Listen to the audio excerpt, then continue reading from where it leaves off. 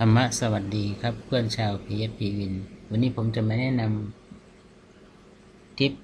การค้นหาโดยใช้ระบบเสียงซึ่งตัวนี้ถ้าหากว่า PHPwin สามารถพัฒนาไปให้ต่อไปนี้คิดว่าจะดีมากทีเดียวถ้าเราใช้เบราว์เซอร์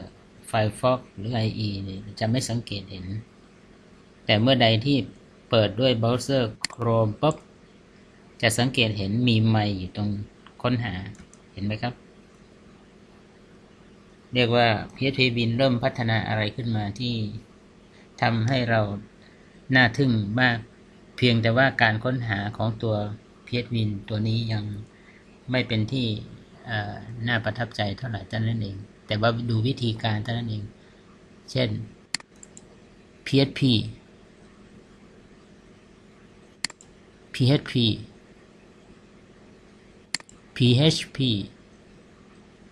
เห็นไหมครับ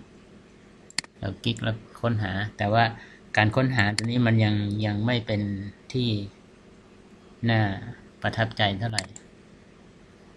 เพราะว่าเวลาเราค้นหาตรงนี้มันยังไม่เจออะไร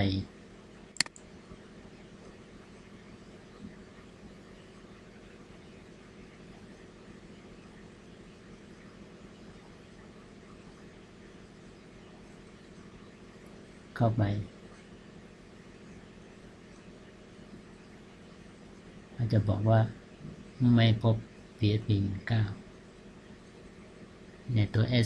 phpwin.com นี้ตัวค้นหาระบบนี้ยังไม่น่าประทับใจแต่ก็ถือว่าเป็นอะไรที่มันแปลกใหม่เข้ามาใน PHPwin9 Facebook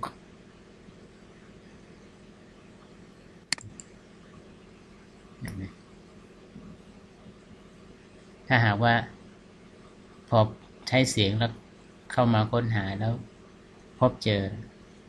ก็จะสุดยอดของโปรแกรมทีเดียวหาธรรมดานะเราหาธรรมดาว่าindex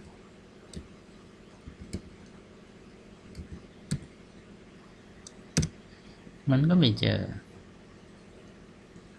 เข้ามาไม่เจอ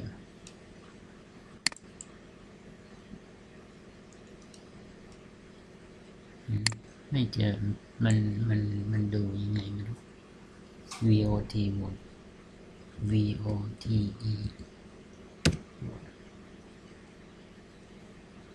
ระบบค้นหาตัวนี้ยังไม่แต่ว่าก็ถือว่ามันพัฒนาเข้ามา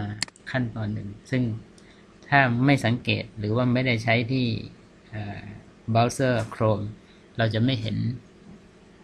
ไมค์ตัวนี้นะครับเป็นการค้นหาแบบระบบเสียงถ้าใครที่ใช้แท็บเล็ตจะเห็นว่าแท็บเล็ตมีระบบเสียงในการสั่งปิดนะของ Apple เห็นไหมนั่นแหละอันนี้ก็คงมาลักษณะเดียวกันคิดว่าถ้าต่อไป PHPwin พัฒนาตัวนี้ไปก็คงจะเป็นอีกตัวหนึ่งที่เราก็คงจะต้องรอดูว่าPHPwin จะพัฒนาไปได้ไกลแค่ไหนครับวันนี้ก็เอาเคล็ดลับที่เรายังไม่รู้นะครับสำหรับ PHPwin9 มาฝากเพื่อนชาว PHPwin ครับโอกาสต่อไปก็จะได้มาแนะนำทิปในการใช้ PHPwin9 ธรรมะสวัสดีครับ